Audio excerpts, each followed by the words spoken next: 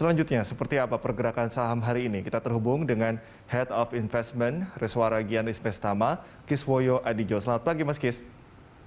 Yes, selamat pagi. Mas Kis, kita tadi simak IHSG dibuka menguat, tadi juga sempat melemah, sempat fluktuatif ya. Ini bagaimana untuk pergerakannya hari ini dari analisis Anda? Kalau saya lihat hari ini mungkin masih aman, IHSG masih jauh, mungkin akan mencoba menembus new high baru, mungkin di atas 7.000. Tapi mungkin akan ada koreksi di besok atau lusa, karena bagaimana juga hari ini The Fed malam ini lagi meeting FOMC, besok masih meeting FOMC, Kamis pagi dini hari jam 2 pagi atau jam 3 pagi WIB waktu Indonesia bagian Barat. Mungkin akan keluar hasilnya dan mungkin akan ada kenaikan suku bunga, itu diprediksi antara 0,25% sampai 0,50%. Dan Kamisnya ada meeting Dewan Gubernur BI. Jadi memang kalau kita harus ingat bahwa BI rate itu harus dijaga levelnya di atas 3% daripada The Fed. Jadi saat ini The Fed-nya adalah 0,25%, BI-nya The Fed-nya 0,25%, BI-nya adalah 3,5%. Jadi masih ada selisih 3% lebih, jadi aman. Tapi kalau The Fed nanti hari Kamis pagi dini hari menaikkan 0,25 kan sudah pas banget tuh 3%, mungkin BI akan menaikkan. Atau mungkin bisa jadi tahan dulu, pikirnya masih 3% kan masih aman. Tapi kalau sampai The Fed agresif menaikkan sampai 0,5%, ya mau nggak mau BI saya rasa pagi dini hari Kamis pagi dini hari The Fed naikin 0,5%, ya mungkin siang atau sorenya BI langsung bilang naikin lagi 0,25%. Jadi artinya jangan sampai perbedaan itu di bawah 3%. Di BI rate harus lebih mahal 3%. Jadi, nah saat itu mungkin IHSG akan ada koreksi dulu, karena kalau kita tahu bahwa IHSG sudah ngebut dari level 6.500 sampai mungkin antara bawahnya antara 6.500 sampai 6.700 itu ngebut banget sampai sekarang sudah mendekati level dari bawah 6.000 ya, dari bawah level 6.000 sampai sekarang sudah mendekati level 7.000 itu kita tidak ada koreksi yang berarti. Artinya sideway naik, sideway lagi. Nah sekarang lagi berusaha naik lagi dan bikin new high lagi. Nah, ini sebenarnya saya lihat rentan untuk koreksi. Jadi memang ini koreksi adalah koreksi yang sehat dan wajar, karena bagaimana juga biasanya kalau ada kenaikan The Fed itu pertama kalinya pasar saham akan bergejolak.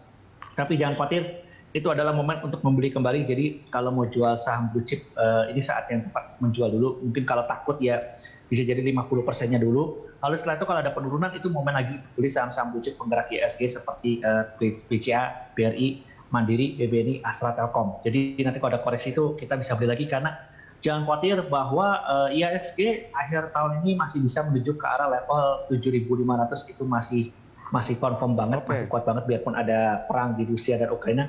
Tapi itu menunjukkan bahwa memang pertama kita lihat dalam kondisi dalam negeri kita ya, bahwa memang ada kenaikan harga-harga sih, karena minyak goreng naik, satu lagi ada inflasi gitu kan, pasti tinggi karena ini ada perang juga gitu kan.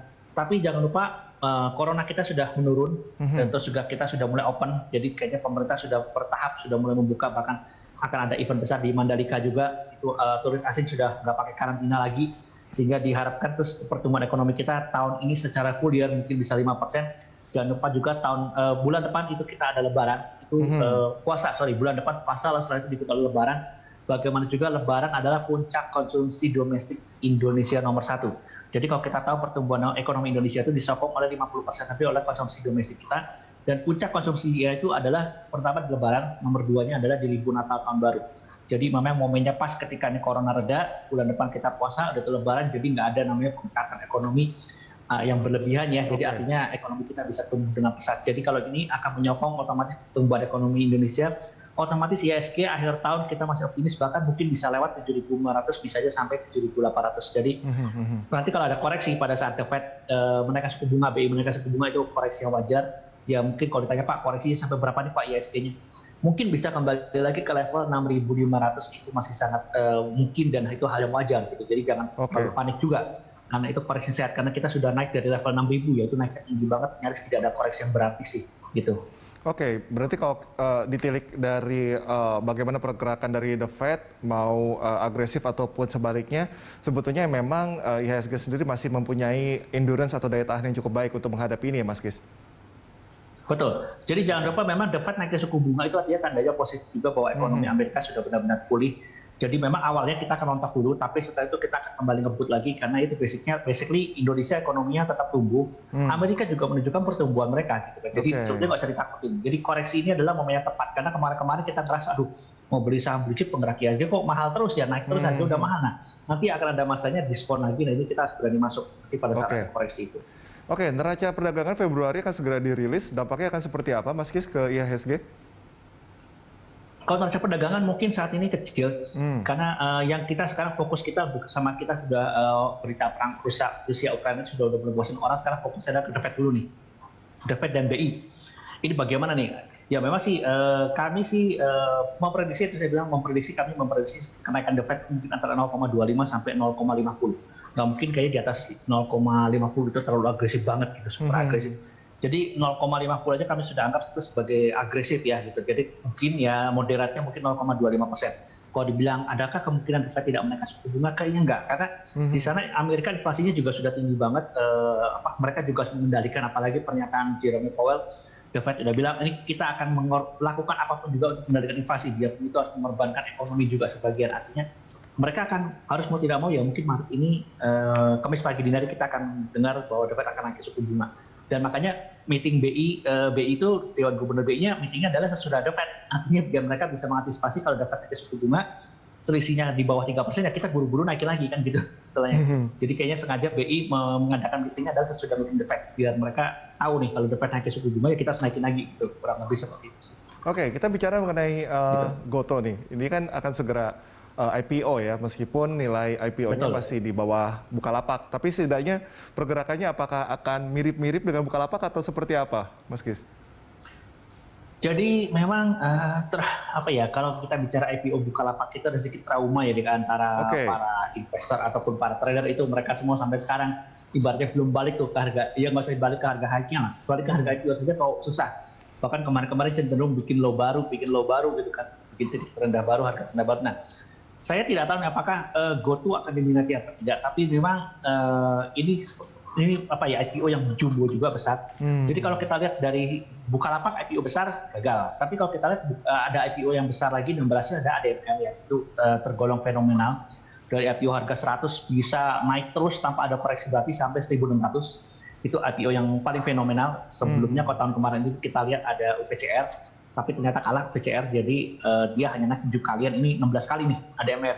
Nah kita belum tahu nih GoTo ini bagaimana debutnya nanti di bursa memang ya, tapi sebetulnya kalau saya lihat market kayaknya mungkin detailnya sedikit ragu-ragu antara yes or no nih gitu kan, masuk besar apa masuk kecil, paling gitu kan pilihannya, atau mungkin tidak masuk sama sekali gitu, karena ya mereka bingung juga, karena dia tuh bilang untungnya adalah GoTo ini kondisinya adalah kalau kita lihat dari sisi kinerja mereka ya, dari sisi kinerja mungkin harusnya lebih baik daripada Bukalapak. Karena kalau kita tahu bahwa saya tanya ke beberapa orang, kalian install Bukalapak nggak? Ada Bukalapak nggak di handphone kalian? Sebagian besar jawab tidak ada.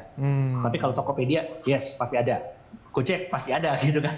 Jadi setidaknya saya lihat GoTo itu lebih baik lah, positioning marketnya jelas bahwa mungkin orang-orang mungkin masih akan percaya, karena ya itu setidaknya di handphone mereka tuh minimal ada salah satu. Kalau nggak ada Tokopedia, Gojek itu pasti ada. Kalau Bukalapak kebanyakan jawabnya tidak ada. Jadi dari sisi positioning market sudah bagus, jadi makanya mungkin market kemungkinan akan coba ikut serta, tapi mungkin tidak dalam jumlah besar. Jadi artinya kalau dulu Bukalapak kan euforia banget berebut dalam jumlah besar. Mungkin GoTo nggak sebesar itu, tapi mereka akan mencoba. Artinya ya karena pengalaman trauma Bukalapak sebelumnya gitu kan. Jadi makanya GoTo akan mencoba, mereka menganggap wah GoTo ini harusnya lebih baik daripada Bukalapak dari sisi positioning di market itu jauh lebih baik gitu kan. Jadi mungkin mereka pilihannya adalah antara masuk besar atau masuk kecil gitu doang. Kalau dibilang nggak masuk sih kayaknya enggak lah, karena mereka merasa GoTo lebih baik gitu loh daripada Bukalapak posisi di marketnya. Oke, Mas Kis, ini mungkin terakhir rekomendasi saham dari Anda, terutama dari sektor perbankan ya, di tengah dengan kebijakan dari suku bunga dan juga inflasi di Amerika Serikat. Sebetulnya saat ini saya tidak merekomendasikan beli lagi untuk saham perbankan besar seperti BRI, BCA, Mandiri, BBNI, karena saya bilang itu akan ada koreksi, karena harusnya saya akan ada koreksi menurut prediksi kami pada saat The Fed naikin suku bunga. Kalau mau beli saham defensif dulu, model kayak Jasa Marga, juga Indofood, bagaimana juga, memang Indofood ada ancaman kenaikan harga gandum, ini kan bahan baku dia. Tapi jangan lupa PBV-nya Indofood ini masih di bawah 1, masih 0,7-an kali, jadi artinya sangat menarik. Dan juga ada info katanya Putra Sampurna membeli saham Indofood, INDF-nya ya, itu dalam jumlah besar, mereka kapabilitas sampai 5%, ada info. Cuma saya belum konfirmasi lagi, karena di RTI belum muncul gitu, tapi katanya itu sempat muncul di koran bisnis ya. itu sudah membeli. Dan artinya ada sesuatu di Indofood. Bayangkan seorang konglomerat akan membeli saham konglomerat lainnya. Memang kalau lihat INDF, PBB-nya masih rendah. Saya bilang itu menarik. Jadi untuk saham defensif dan juga jasa marga itu menarik juga. Jadi saat ini saya merekomendasikan dua saham itu dibanding perbankan. Tapi nanti kalau IHSG koreksi dalam, misalnya mencapai level 6.500 apalagi ke bawah, ya kita boleh tuh beli lagi tuh. 4 saham bank itu BRI, BCA, BBNI, Mandiri. Jadi tunggu koreksi lah. Gitu. Baik, terima kasih Mas Kiswoyo atas analisis serta informasinya. Demikian pemirsa, Head of Investment Reswara Gian Investama Kiswoyo Adijo.